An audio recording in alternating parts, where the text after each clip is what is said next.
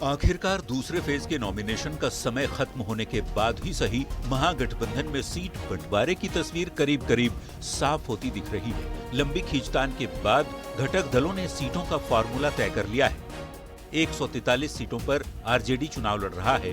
कांग्रेस को 61 सीट दी गई है। विकासशील इंसान पार्टी यानी वीआईपी को 15 सीट, 20 सीट पर सीपीआई एमएल, 9 सीट पर सीपीआई, 4 सीट पर सीपीएम लड़ेगी और आईपी गुप्ता की पार्टी को 1 सीट दी गई है। इस फॉर्मूले के तहत विधानसभा की महागठबंधन के 253 उम्मीदवार मैदान में हैं। महागठबंधन में कौन कितनी सीट पर चुनाव लड़ रहा है, ये तस्वीर भले ही साफ हो गई हो, लेकिन बिहार विधानसभा की 243 सीटों पर 253 उम्मीदवार उतारकर महागठबंधन के साथी दलों ने 11 विधानसभा क्षेत्रों में फ्रेंडली फाइट की स्थिति बना दी है।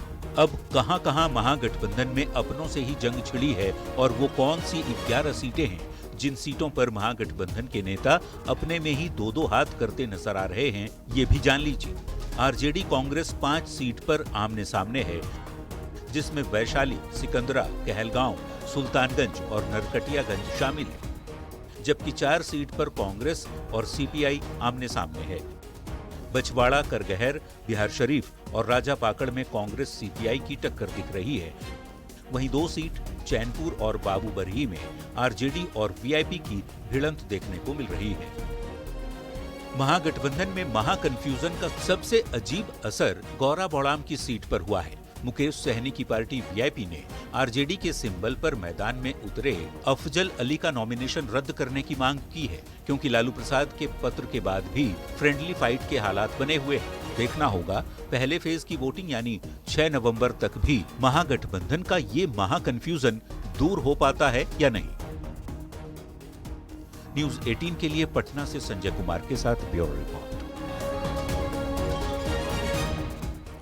महागठबंधन में वैसे तो कई सीटों पर आपस में ही पार्टियां भिड़ गई हैं, लेकिन सबसे ज्यादा चर्चा दरभंगा की गौड़ा बौराम सीट की हो रही है। वीआईपी प्रमुख मुकेश सहनी के भाई संतोष सहनी के खिलाफ आरजेडी से अफजल अली चुनावी मैदान में ताल ठोक रहे हैं।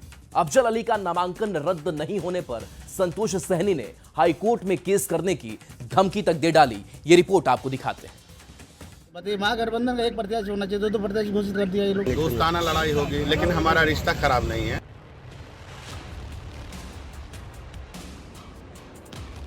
महागठबंधन में फ्रेंडली फाइट अब आमने सामने की लड़ाई हो चुकी है। विपक्षी गठबंधन की सबसे बड़ी पार्टी आरजेडी ने अपने ही सहयोगी वीआईपी के राष्ट्रीय अध्यक्ष के खिलाफ उम्मीदवार उतार दिया है, जिससे सियासी माहौल तनावपूर्ण हो गया है। घटक दलों में खींचतान के बीच दरभंगा की गौड़ा बौराम सबसे हॉट सीट बन गई है, क्योंकि विकासशील इंसान पार्टी के संस्थापक और बिहार सरकार के पूर्व मंत्री मुकेश सहनी के भाई के खिलाफ आरजेडी के उम्मीदवार अफजल अली पीछे हटने को तैयार नहीं है। आरजेडी सुप्रीमो लालू प्रसाद की ओर से लेटर जारी होने के बावजूद अफजल अली चुनावी मैदान में उतरने पर अड़ गए हैं। पे देखिए तो सोशल मोबाइल पर हम नहीं ध्यान देते हैं। तो यहाँ पे वीआईपी भी आप भी दोनों कैंडिडेट रहेगा यहाँ पे। देखिए हम हैं दोनों अभी और देखते हैं आगे क्या होता है।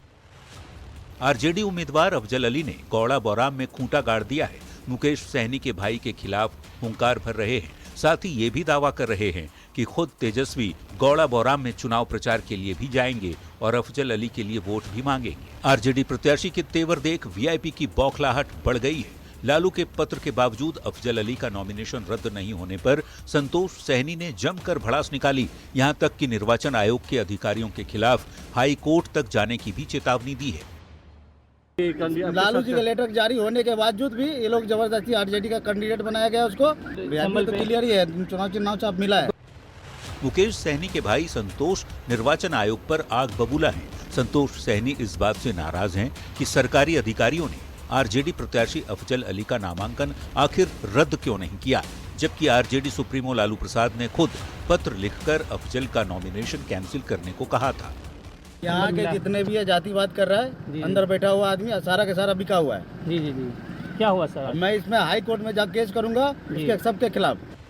महागठबंधन में महाकन्फ्यूजन की स्थिति इसलिए बन गई है क्योंकि आरजेडी अब अफजल अली को अपना प्रत्याशी नहीं मानती, लेकिन लालू ने खुद अफजल अली को सिंबल दिया था, जिसके साथ अफजल अली ने आरजेडी उम्मीदवार के तौर पर नॉमिनेशन का पर्चा भरा।